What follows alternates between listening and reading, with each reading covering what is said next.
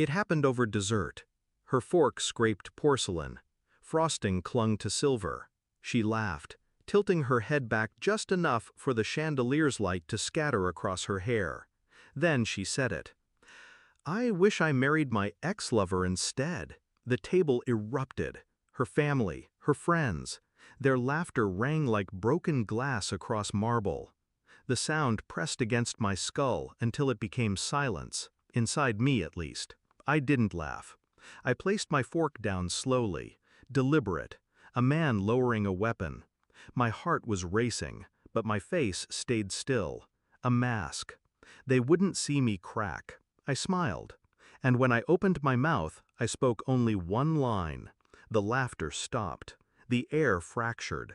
Her eyes widened, as though she suddenly remembered I existed, not as the man she married, but as something else, something she hadn't calculated. The rest of the night blurred. I rose from my chair, walked out, never once looking back. But inside, a storm had already begun. In the car, I replayed it, her tone, the careless cruelty, the way her words slid out as though rehearsed. That wasn't a joke. That was a confession wrapped in humor. Everyone laughed because they were meant to. Everyone except me. I remembered other moments, small, forgettable, until now. Her phone face down, screen lighting against the table. Nights she worked late, always tired, always distant. Her voice changing when she spoke certain names. I thought it was nothing. I wanted it to be nothing. But nothing doesn't make your wife wish another man was in your seat while she carves into cake. So I smiled at dessert, but I bled inside.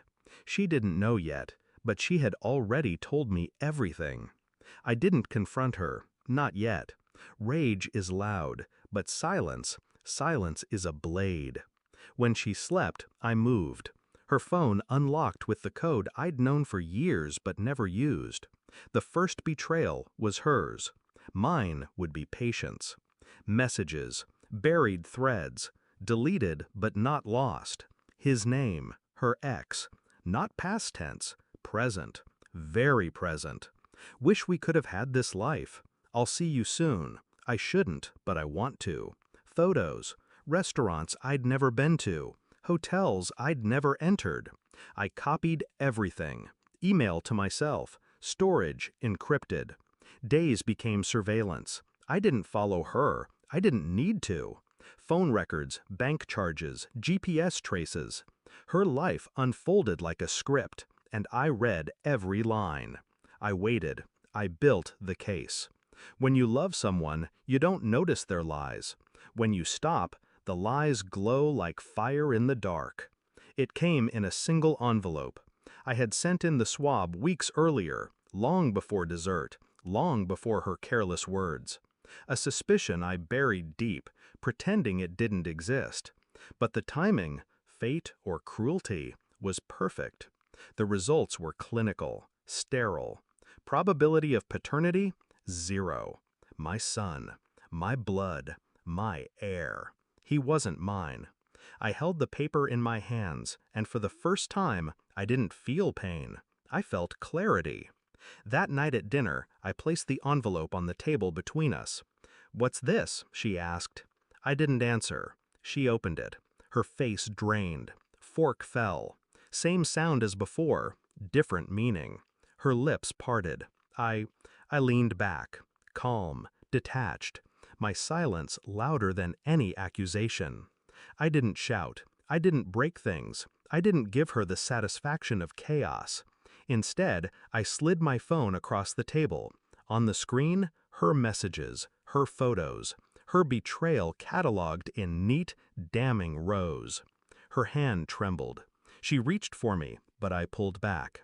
"You laughed," I said, voice steady, almost gentle. "Remember? Over dessert. You laughed." Her eyes filled, not with love, with fear. The collapse of the empire she built on my back. "Please," she started. I stood, chair scraping against the floor. "You've already chosen," I said. "Now live with it." Her sobs followed me down the hallway. They sounded less like sorrow, more like punishment. I didn't turn back. Not once. The night air was sharp when I stepped outside, cold enough to wake the dead. I lit a cigarette I didn't want, watched the smoke rise, pale against the dark. Inside, she was unraveling, a woman caught in her own trap. Once I would have pitied her. Once I would have fought to save what we had.